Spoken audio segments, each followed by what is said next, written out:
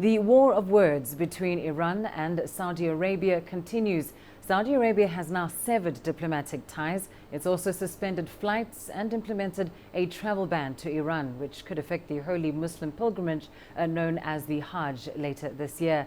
Iran has condemned the cutoff, saying it has damaged regional stability.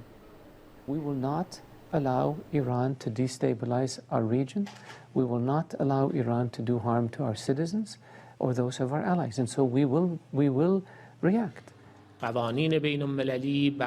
Saudi government has taken action to sever ties when everything has been under control and there was no threat to Saudi diplomats.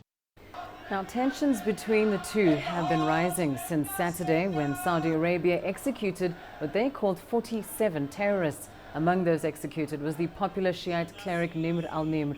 He was convicted in 2012 on terrorism charges, but was a powerful voice for the Shiite minority in Saudi Arabia.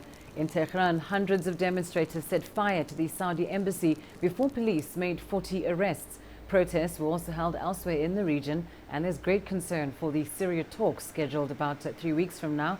It's feared the Saudis and Iranians will refuse to sit down at the same negotiating table, and many believe the Iranians in particular are vital to a solution in Syria.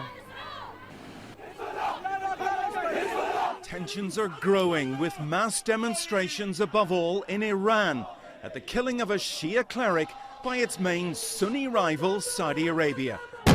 Protests from India, where rioters condemned Saudi Arabia, to Bahrain, where Shia crowds called for the death of the Saudi royal family. The diplomatic spat is growing too. Saudi diplomats have left Iran after crowds burned the Saudi embassy. Their spokesman giving Iranian diplomats 48 hours to leave Saudi. The cleric killed was buried quietly, but the execution of 47 men has echoed around the Muslim world. al-Nimr was an internationally known Shia scholar, harshly critical of the Saudi regime, which executed him for inciting its Shia minority. Iran's supreme leader warned Saudi Arabia would face divine revenge for a crime. The execution has inflamed tensions.